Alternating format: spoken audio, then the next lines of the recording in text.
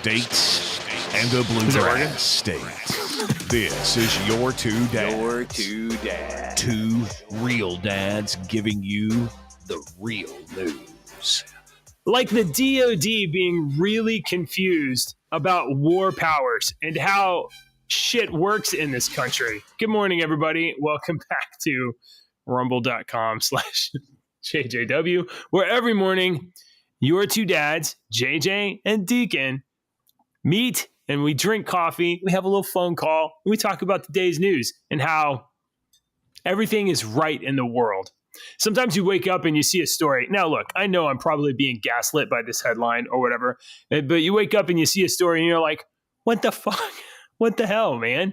This is America. Not, we don't work for them. They're supposed to work for us. Supposed to. I honestly have been looking at the news since last night, trying to find news stories for our show since last night, and I've been looking at the news all morning. I have been copying and putting down news all morning, and I don't know what the fuck you're even talking about this morning. I know. Story. I know. Like, how did I miss? I put all of these stories in there, and how did I miss this major story in your mind? It must not mean shit to me. I must have overlooked it several times. No, some of these stories dropped this morning. So some of them dropped this morning. So we got a little bit of an exchange between the DOD and Congress regarding funding, and also Israel has won the first space war. So we have that, and then Deke's got a bunch of stuff in here too. So we got a lot of I looked over your stories too. You got some Trump stuff, some Biden stuff, but the thing that grabbed me was I saw this and this just made me mad. So let's just this is what it is. I don't whatever. I guess I missed it in all the fucking news shit that I've been inundating myself with for fucking 18 hours. Oh no.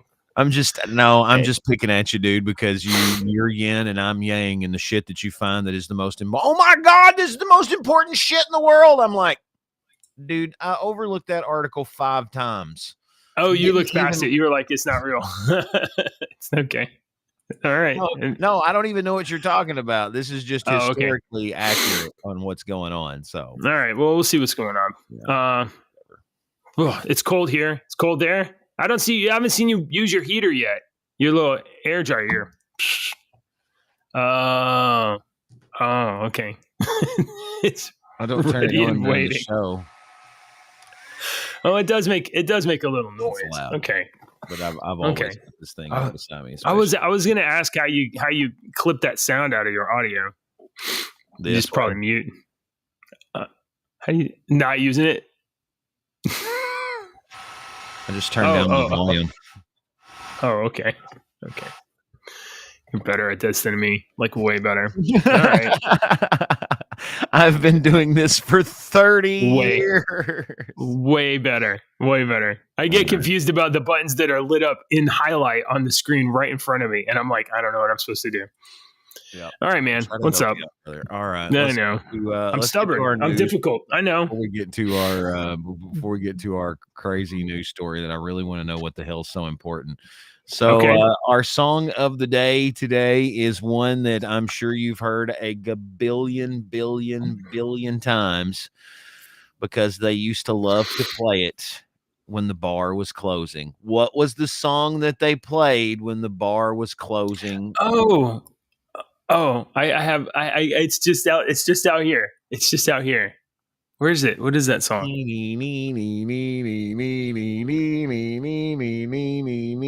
Closing time. Yeah, there you go. Yeah, there it is. Yeah. So a bar or a club would play this when they were closing back in the day when this came out, about 1998. And if a radio station began to play this over and over again, they were changing formats. Oh, seriously? Yes, that was a radio. Really? This one was one that was like an inside joke for radio people. Yeah, wow. Yeah. We had a station that went from like hot AC in the 90s, the late 90s. It went from hot AC, adult contemporary, to rock, and it played over and over again for like 2 or 3 days all weekend.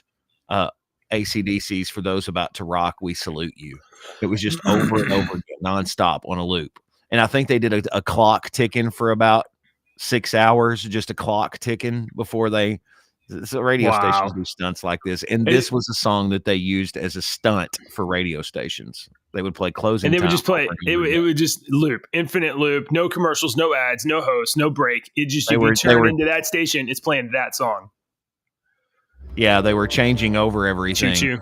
And in order for me to change over all of my music and commercials and imaging and everything that I've got to identify the station and stuff, it's going to take me a long. If I was told I had to do that today, I would need at least a week of solid work to prepare for it. Probably more than that, but I could probably get it done in a week of solid work. Changing format entirely. Changing an entire format, changing a radio station from one to something completely different, formatics, logo, audio logos, and stuff like that. It would take forever. But I mean, like, would you use like you have like presentation breaks like in between songs that you kind of like pre-record sometimes, right?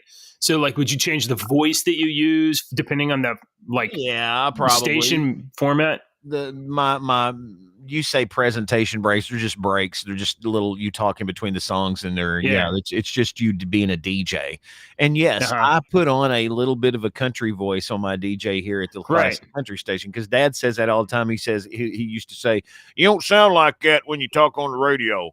I'm like, I know, because I'm on a country station. If I was on a rock station, I'd probably talk like this a little bit more, kind of a little rocker. If you're on a hot AC station, you want to put a little bit more hype and bounce in your voice, because the kids high energy. You kind of want to be a little bit more high energy and keep yourself a little bit more, when you talk like this on the hot AC station. Can I get urban rap station, Deke, real quick? You just kind of.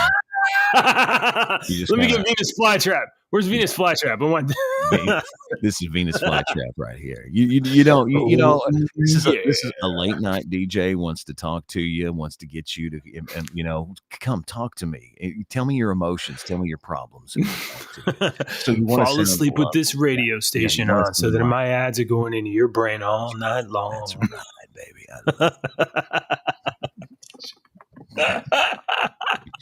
All right, let's talk about That's awesome. Okay. I love my job. Yeah. Hey, by the way, David guessed your song. I couldn't guess it. I could hear the the twinkling sound of it just right outside of my brain, but David guessed it right away. He knew it was closing time. I can't get one. I can't stump old Sinister Minister on that stuff, man. Sinister Minister's pretty music smart, man. He is. He makes a totally average, normal guy like me look kind of dumb. It's funny. It's cute. You think you're average and normal.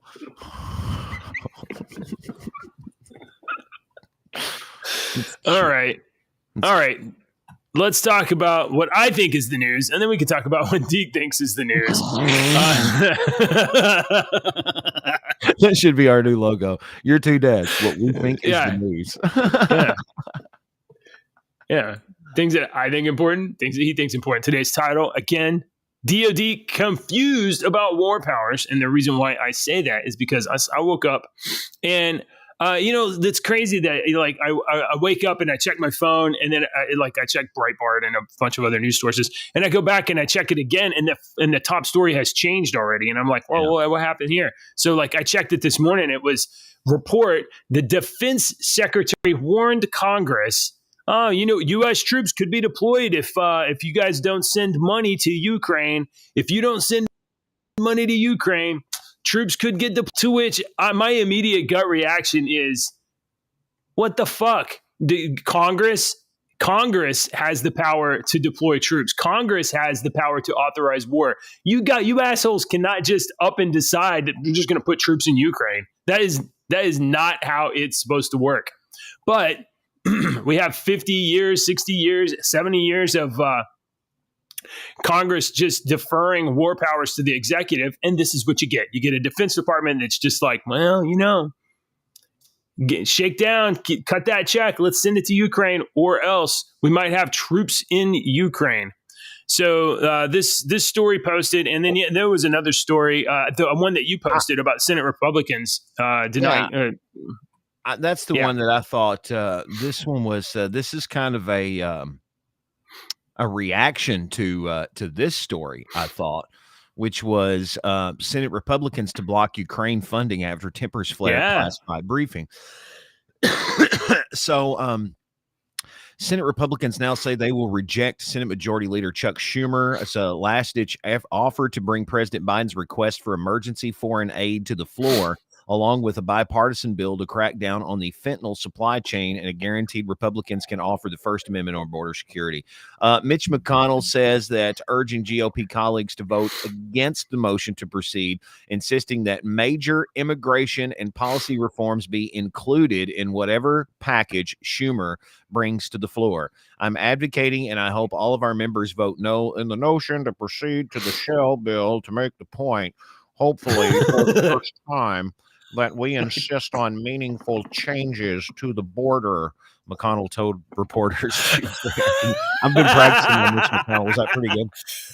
Hold up there, Democrats. I hope all of our members vote no. Hold on. I'm going to do my impression of McConnell. Here we go.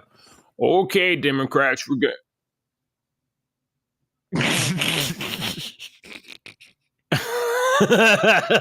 Shit, somebody get pause. Unpause him. His brain turned off. So basically, they wanted to send TLDR on that is they wanted to send $61 million to Ukraine. I'm sorry, billion. Did I say million? I meant billion. $61 billion more dollars to Ukraine. And the other people are like, no, you ain't, because we got all these people coming in from the border, and we need to stop that from the border. And they're like, we ain't gonna do that. We need to help Russia, and we need to help all these people by Russia. And the whole while, us Americans are sitting back going, quit fucking sending money to Ukraine. Quit sending money to Ukraine. Do not send them any more of our money. I don't care about those fuckers anymore. I am struggling to pay my bills. To hell with them. I need my own money. I don't want to send it off to these people. We've got an army invading us on the southern border that Joe Biden's just like, ooh, if Donald Trump gets into office, we're all going to be in trouble. So I'm going to run again just so we won't get in office. I'm sick of this. I mean, I'm sick of sending Ukraine to Ukraine. Ukraine is in Europe. Let Europe handle it. Let Europe handle it. But NATO's there, and we're part of NATO. Fucking, let's get out of NATO. What the fuck do we need to be in NATO for? Let's quit Ukraine, NATO, and while we're at it, let's quit the UN too. Let's just stop doing all of that stuff. God almighty. So I kind of mentioned that right here, but I just thought that was it. Yeah, go ahead. No, go ahead. You thought what? No, you were saying something, but I'll pick it up in a second. No, go ahead, dude. Well, I was just saying I opened this and I saw this story and I was just this is outrageous. It's outrageous that the DOD thinks that, and the executive, whatever, the presidency, the executive department thinks that they can just extort Congress for money. It's outrageous that Congress has deferred war powers and the ability to declare war. We haven't declared war in like 70 years or something like that, but we've been at war all over the earth for pretty much that entire time. So that's outrageous to us. To me, anyway, it's outrageous. And like, this is just not the way.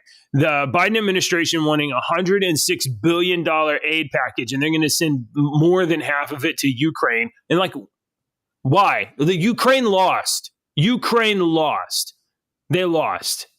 Russia has all that territory. They have Crimea. They got what they want.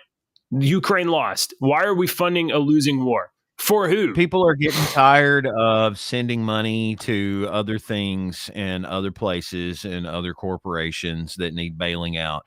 We've watched them bail out the banks. We watched them bail out the airline industry. We watched them bail out all these other countries, and we are still struggling over here. And all of us that have watched that our entire life, that are in our mid 40s and getting into our 50s, are pissed off.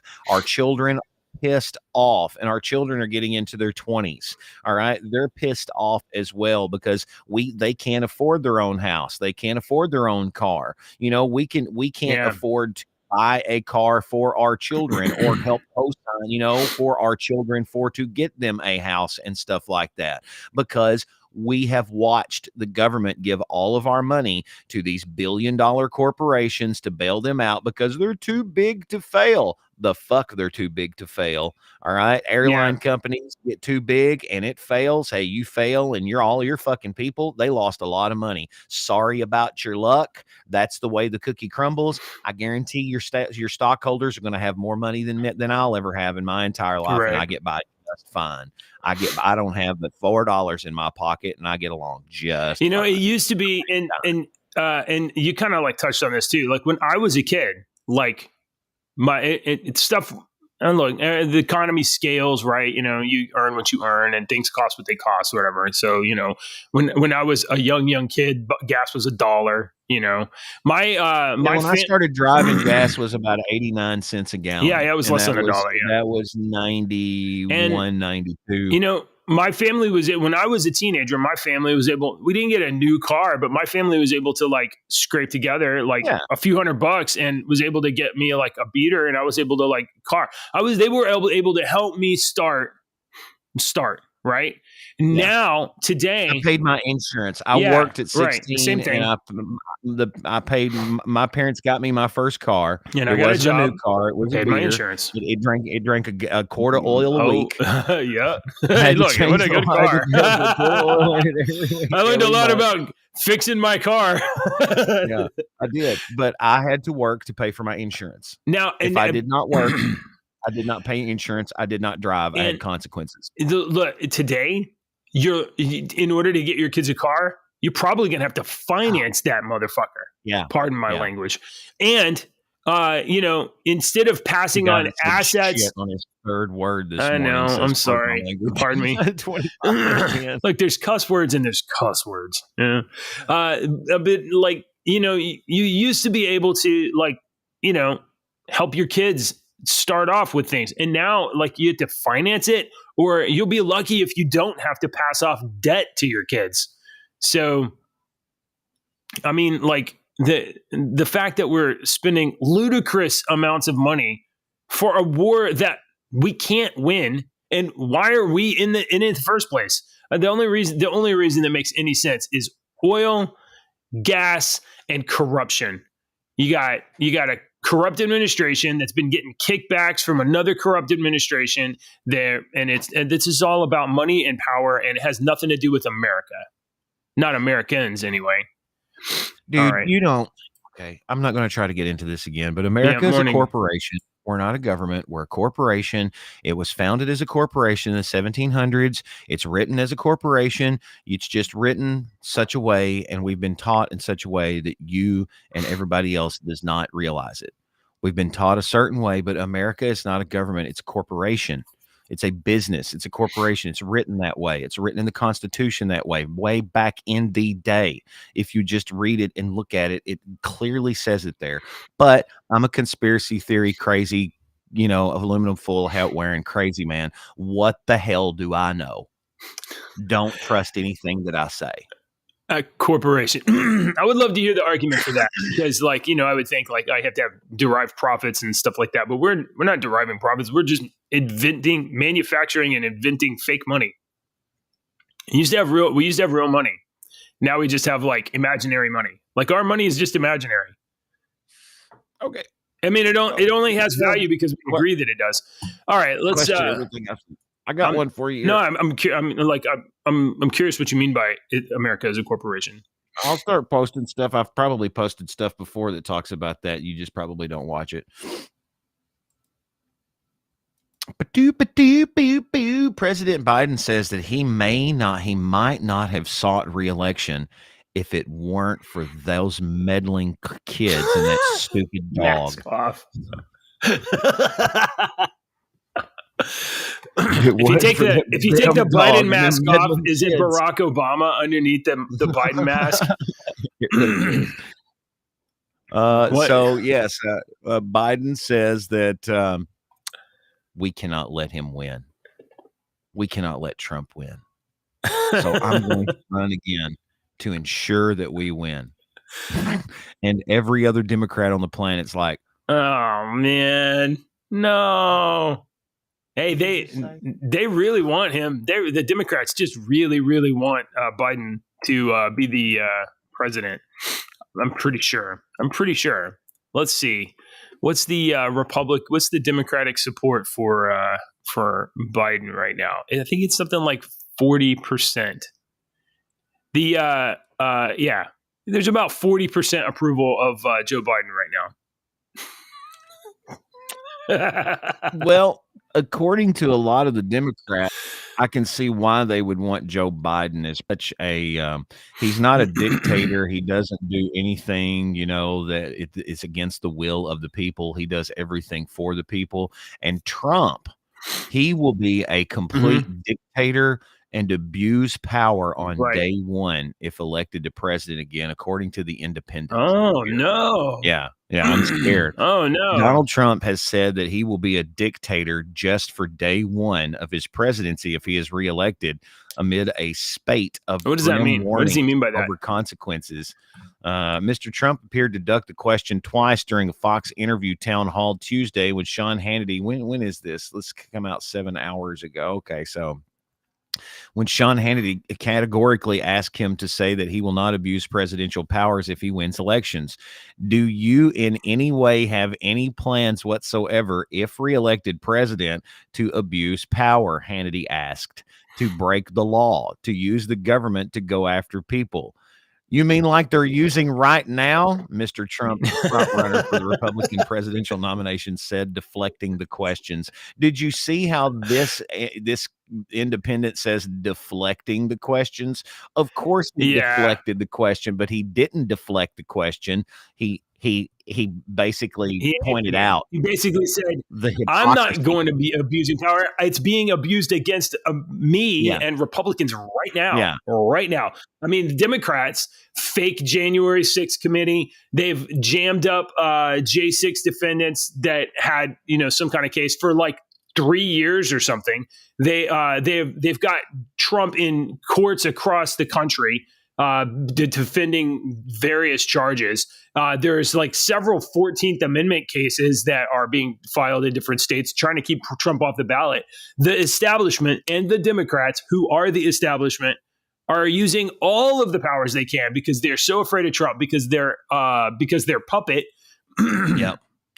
Because they're let me finish this balloon animal. Yeah.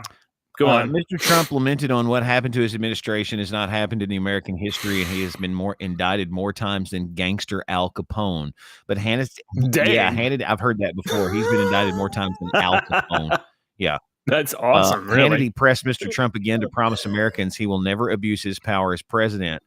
You are promising America tonight you will never abuse this power as retribution against anybody, he repeated. Except for day one, Mr. Trump said swiftly. I want to close the border and I want to drill, drill, drill. Look, Mr. Trump said to the crowd in Davenport, Iowa. He's going crazy, he joked, referred to him. I love this guy, he said to the Fox News host. He says you're not going to be a dictator, are you? I said, no.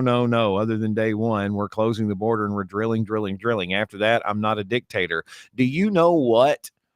I want him to be a dictator. I want him to go after these people. All right. And according to some people close to Trump, he is going to go after. Oh, yeah. So Steve Bannon and Kash Patel claim that former President Trump is dead serious about exacting revenge on his political enemies if he wins a second term as president. And they warned members of the media to take the threats seriously, saying yesterday, "We're going to come after you." In an episode of Bannon's War Room podcast, Bannon and Patel, two of Trump's close allies, pledged to prosecute members of the media who lied about the 2020 presidential election results, falsely suggesting Trump truly won. I think he did truly win. I don't think that's false. We will go out and find the conspirators. I'm a crazy person. This is just for entertainment purposes only. We will go out and find the conspirators, not just in government, but in the media, Patel told Bannon. Yes, we're going to come after the people in the media who lied about American citizens who helped Joe Biden rig presidential elections. We're going to come after you, whether it's criminally or civilly. We'll figure that out. But yeah, we're putting all of you on notice. And Steve, this is why they hate us. This is why they're tyrannical. This is why we're dictators, Patel said, suggesting those were the terms used to sometimes describe them, because we're actually going to use the Constitution to prosecute them for crimes they said we have been guilty of, but never have. So, I mean, I think that's great. Go after every damn one of them. Yeah, but the apparatus to go after them is owned by them. You know, the apparatus to go after them is the make a new one. It's not like. That's true. It's not like the first thing before in history. Sometimes governments change, and we have been complacent with our little government for 150 years now, and it's not working anymore. It's not working anymore. It worked for a long time. It is obviously not working anymore. Something has to change. It's got to be something different. I'm sorry. Humans do not like change. I hate change. I'm a fucking creature of habit. If you wanted to assassinate me, you can tell you the corner you can stand on. You won't have to stand there but 30 seconds because I come by it every day at the same time. I do the same thing every day. I hate change, but change is inevitable. There is only one constant in your life, JJ, and that is change. Change is constant. Yeah, but humans like things. I don't care. Change. That's our human nature. But they don't like it to change. That's our human nature. We don't like things to change. But what I'm saying is, change is the only constant in the universe. It will always happen, whether you want it to or not. It's going to happen. Get used to it. I don't care. You can throw a fit. You can throw a fit, but it's still going to happen. So, Do Good says. Morning, gents, and he says you might want to omit Tater at the end. So Tater, yeah. Oh, Tater. So Trump's not going to be a dictator. He's going to just be a dick. All right. I hope so. I hope he is. I hope he's. I mean, like I can definitely get behind the idea of like going after the people that have been lying and abusing power. But the problem with Trump, or the executive, is that apparatus is generally the Justice Department. So you'd have to scrap the entire Justice Department and then rebuild a new Justice Department to go after all the old people that are in government that were, no good. So like there's an enormous honestly, we should just scrap a bunch of it. We should just get rid of it and be like, sorry, America, sorry, planet. America was, we had some bad apples for a while. Do you got you had a Smith & Wesson story here? I got a Smith & Wesson story, and then I got a story about our first space war. Oh, okay. Not ours, but the first space war. I've got a we'll talk about for you. Before we get, I've got AI. If you want to do some AI, yeah, we got some AI stuff. Okay, well let me talk about the Smith and Wesson thing here for a second. How do I restream? Hey, all your new stuff that's all slick and stuff, more difficult to use. Smith & Wesson CEO Mark Smith responds to shareholders suing the company over AR-15s. So I read that headline and I was like, well, that doesn't make sense. Why would people who are shareholders in Smith & Wesson be upset about the company selling a very successful product? Oh, I know. I get it. What it is. Look at what, it never even occurred to me how insidious activists are. So anti-gun activists buy stocks in Smith & Wesson so that they can use the internal process of yeah, of course. That's brilliant. Yeah, absolutely. Yeah, I mean, they can use the internal shareholder process to try to stop the company. So as shareholders, right, they can then sue the company because Smith & Wesson does something, and they can claim like that harmed the value of the company. Like basically the argument is like, well, AR-15s are dangerous weapons and they can be used by killers. And when Smith & Wesson sells AR-15s, people can die. Well, that will harm the value of Smith & Wesson, and I'm a shareholder. So therefore, selling a product is harming the company. And so they're using like, activists are just assholes. They point out in this story though, here, let me point this out. In an effort to shame Smith & Wesson, the plaintiffs, who are shareholders, but they're suing the company, claim AR-15 style rifles have been used as the weapons of choice for killers responsible for the deadliest mass shootings in American history, including Buffalo, New York, Uvalde, Highland Park, Colorado, Nashville, Louisville, Allen, Texas, Lewiston, Maine. And but they don't mention that on April 16th of 2007, the Virginia Tech shooting, he just had 2 handguns and he killed more people than in all of those other 7 attacks combined. So like they're dishonest. They're dishonest about what happens, and they're dishonest about even being shareholders. Technically they're shareholders, but I mean, look, if you guys got a case to make your case, but don't lie. A trained Navy SEAL, a 30-year Navy SEAL, 20-year Navy SEAL with a slingshot can kill more people than a regular person with an AR-15. It depends on who is behind it. One guy with 2 pistols with the training can kill more for sure. people than for sure. Remember the DC snipers? Absolutely. You know, do you remember the DC snipers? They were taking pot shots with these guys. No, that was Virginia, I think. There was guys taking pot shots at traffic or something. What's the DC snipers? The guys in the 90s that was killing the people with the sniper rifles. Oh, that was a long time ago. So anyway, what I was getting at is that an AR-15 in the right hands can kill a lot of people, but an AR-15, a 22 rifle in the right hands can kill a lot. Yeah, absolutely. A whole lot of people. People don't know people don't know what I'm talking about. A 22 is a little bitty bullet, a little bitty piece of lead, just a tiny little piece. It's very, very small. It's very small. Yeah. So anyway, I don't know. The notion of this is just insidious to me, that activists would buy stock in a company they hate. No, that makes complete sense. Just it's crazy. All right. I want to get to this Space War. Go to Space War. Space War. Yeah, we don't have time. We're kind of gonna. I've got quick. I'll just do it quick. I'm gonna have people coming in. Oh, okay. All right. Here's here. Israel has won the first ever space battle by destroying a Houthi missile outside the atmosphere. So apparently the Houthis shot a missile into space. Houthi and the Blowfish? I didn't know. I mean, look, I didn't know he was. I know he transitioned from rock to country. I didn't know he was off of Israel, though. I mean, he got all the. I had no idea he was anti-Semitic, or that he was anti-Semitic. Darius Rucker? Was Houthi and the Blowfish so successul that he can afford a space missile? I mean, I had no idea. First first album sold a lot, so probably.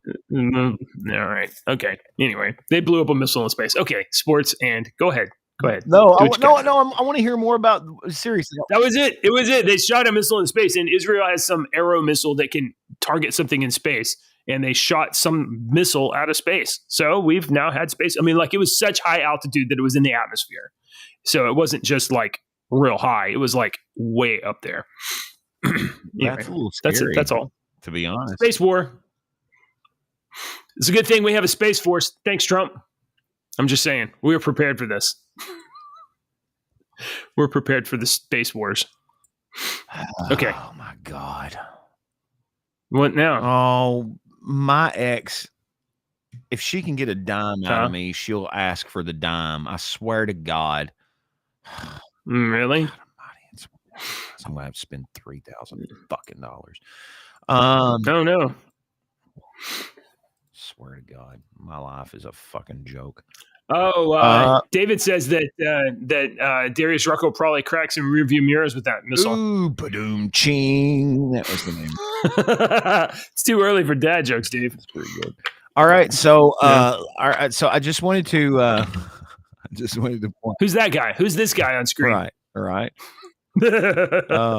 Women's sports to rake in more than $1 billion for the first time in 2024. That's up 300% since 2021.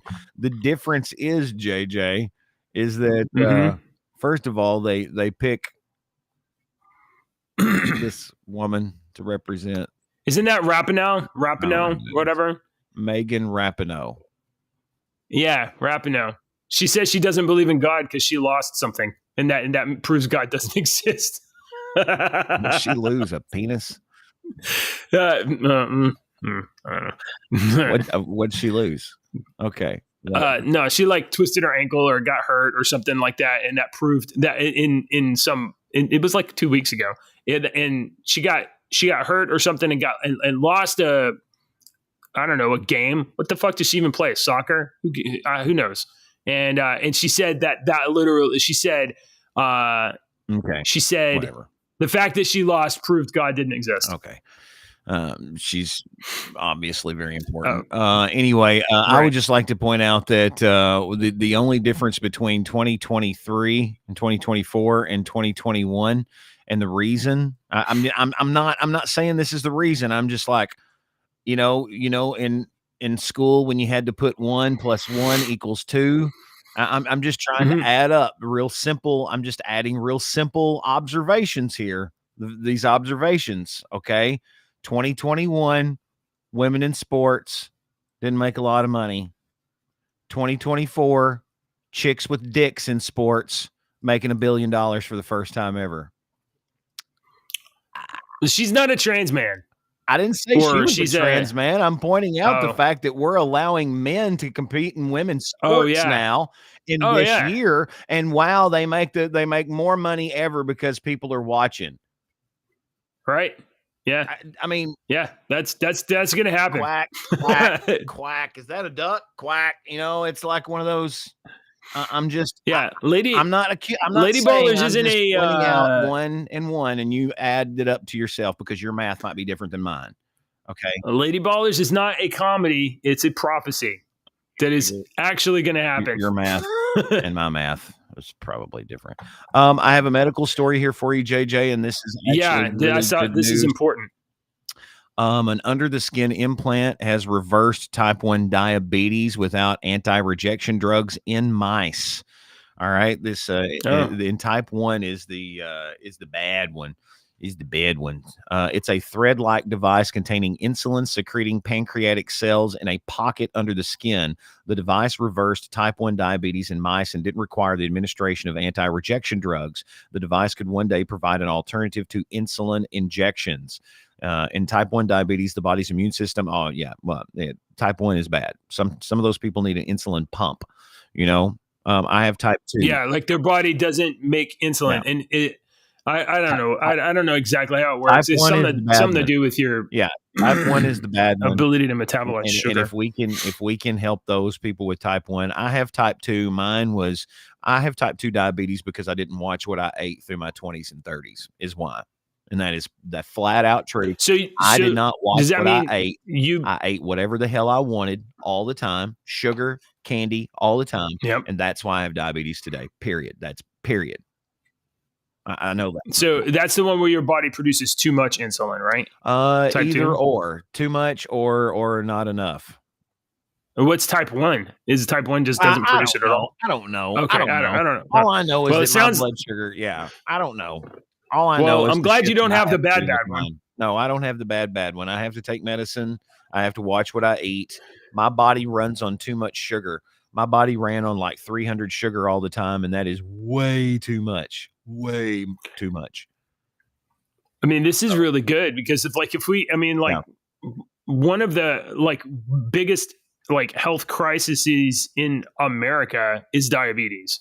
Like if we could just solve diabetes, we'd be solving like a huge chunk of like our medical problem, because we have so many people that develop diabetes, and then you have all kinds of like expensive drugs, treatments, whatever. And as people get older and it drains thetheir resources just taking care of this one medical thing. Something like this to completely solve all that problem, and those people wouldn't have to buy all those expensive drugs and that expensive research from those pharmaceutical companies.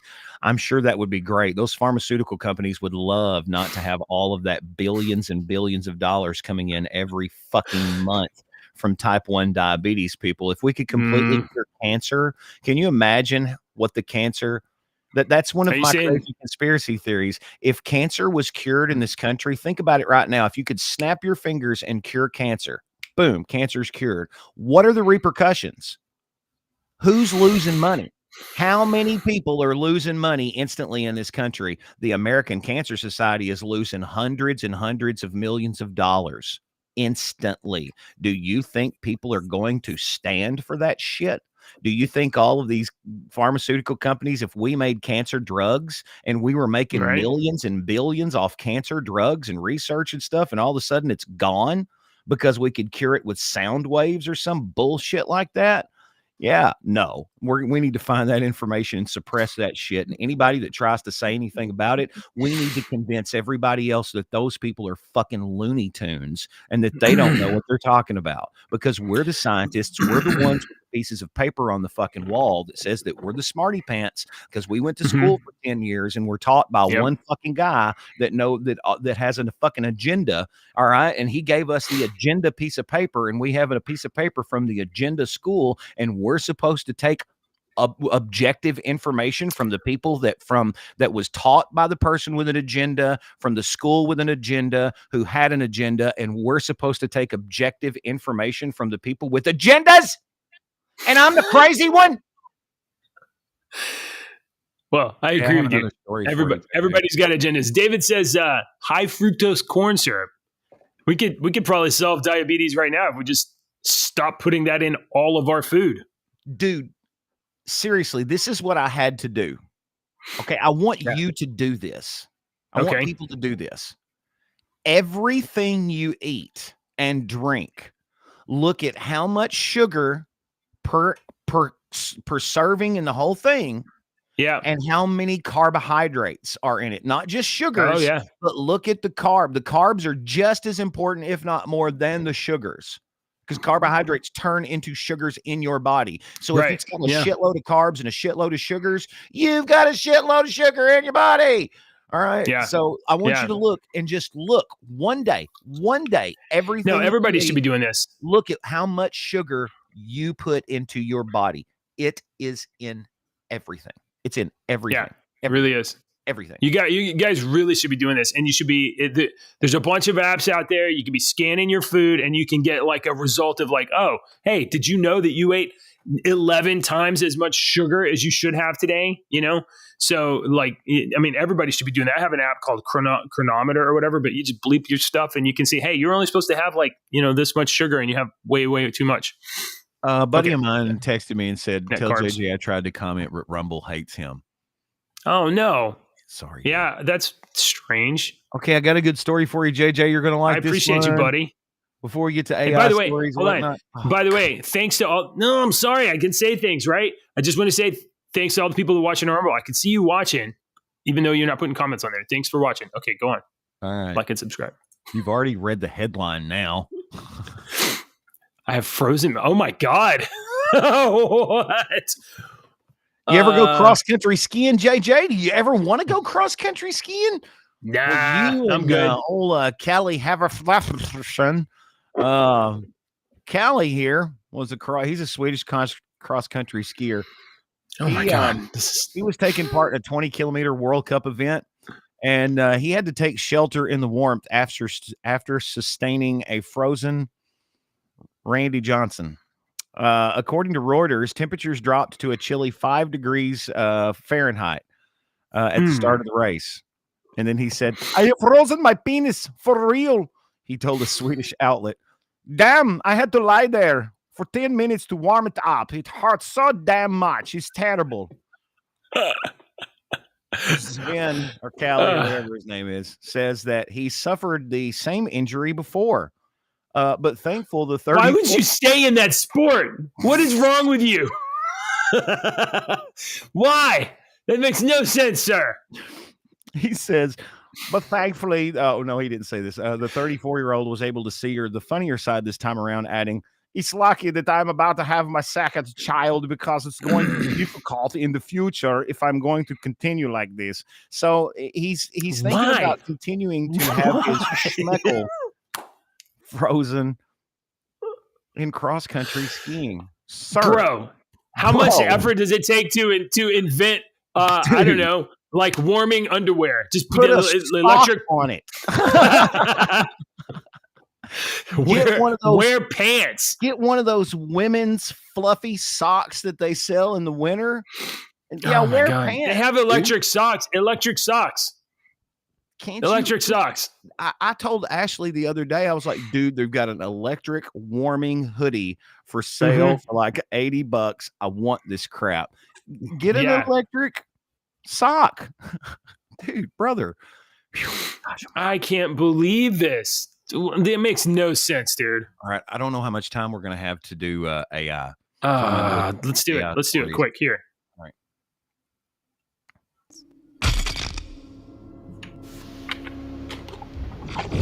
Beep, bop, boop. All right, that went kind of quick. Jeez, why is everything? I clicked it out quick. Why? I don't like that. I'm sorry. All right, so Amazon's AI is reportedly suffering severe hallucinations. In a surprise announcement last week, Amazon's cloud computing division announced that the flashy new AI chatbot aimed at businesses called Amazon Q is suffering severe hallucinations and actively leaking confidential data. An Amazon spokesperson pushed back on that claim, saying that the Amazon Q has not linked confidential information.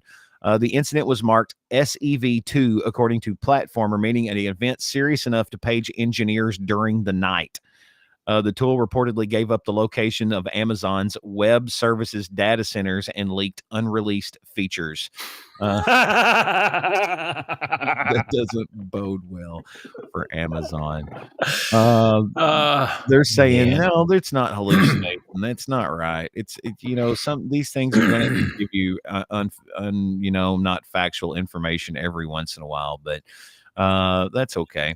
So, all right. In further AI news, a lot of AI going on in tech conferences all over the world, and a recent tech conference, JJ, one that you may have been going to, you may need to check your schedule because it's been canceled after it was found out that it was using AI to generate fake women pictures as speakers. So, a big TLDR on this is the conference had way too many dudes and needed some chicks. So they generated some AI chick pictures and had it generate some AI chick bios and everything, and they put them up on the website, and people called them out and was like, dude, that's AI. And they were like, yeah, we know. And so they stopped. I got to answer the phone. Yeah. Honestly, great play. Because then you get all the guys there to complain about the women AI stuff. They got something to talk about, and now you've got them hooked and brought them in. So, I mean, they could just invite women to talk at the conference, but then that was that's the what all conference the would go women on a lot longer. It would just be like all the women got mad about. They were like, "Can you not just invite like women?" But like the guys want to go to the conference. They want to make it like a 2-3 day trip. You have a bunch of women speakers, and now you got like a 5-day conference. So, I'm sorry. Dad jokes early. All right, No. here we go. Former Google CEO warns that AI could endanger humanity within 5 years. In its latest grim artificial intelligence forecast, ex-Google CEO Eric Schmidt says that there aren't enough guardrails to stop the technology from doing catastrophic harm. Speaking to a summit hosted by Axos last week, I think it was a couple of weeks ago, actually. It was last week. Schmidt, who is now the chairman of the National Security Commission on Artificial Intelligence, likened AI to the atomic bombs the U.S. dropped on Japan in 1945. And so he says basically this: after Nagasaki and Hiroshima, it took 18 years to get a treaty over test bans and things like that. So we don't have 18 years. We don't have that kind of time today, is what he's saying. Nope. Yeah. All those building and technology, and then they're trying to word it. You see how they're trying to word it. He's likening it to Nagasaki and the nuclear bomb. No, he's not. He's likening it to the time spent afterwards that we couldn't get our head out of our butts. So within 5 to 10 years, the former Google boss said AI could become powerful enough to harm humanity. The worst case scenario, Schmidt continued, would be the point at which the computer can start to make its own decisions and do things. If they're able to access weapon systems or reach other terrifying capabilities, the machines may, he warns, lie to us humans about it. I got to go. All right, man. Honestly, that's like for real dangerous. All right, he's got to go. Yeah, I got to go. All right. It's super, super, super dangerous because like all of our, I'm going to drop him out of here. All of our command systems, our structures, all of that stuff, digital. And once we start plugging AI into command and control operations and fire controls, like bad juju. All right, I'm going to do 2 jokes, one for Deke and one for me this morning, and then we're going to be done. If you guys have been watching, appreciate you watching. This is one of them where like rough days where Deke and I were not on the same page. So here we go. And you know what? How's the joke going to land if there's nobody to kind of laugh at it? We'll have fake laughs. That's what we'll do. We'll do fake laughs. Where is the best place to get chicken broth in bulk? Have you ever thought about that? It's the stock market. Oh, and my audio's not playing. Great. Joke's on me. Joke's on me. All right, folks. Sorry about that. Oh, well. We'll be back tomorrow, 8 o'clock in the morning, rumble.com/JJW. And come on, controls. Where's the end of the thing? Oh, it's down here. There we go. Bye.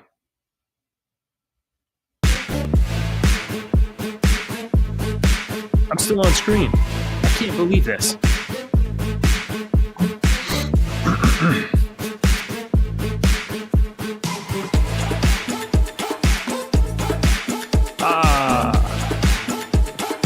Show is over. We're so glad you tuned in.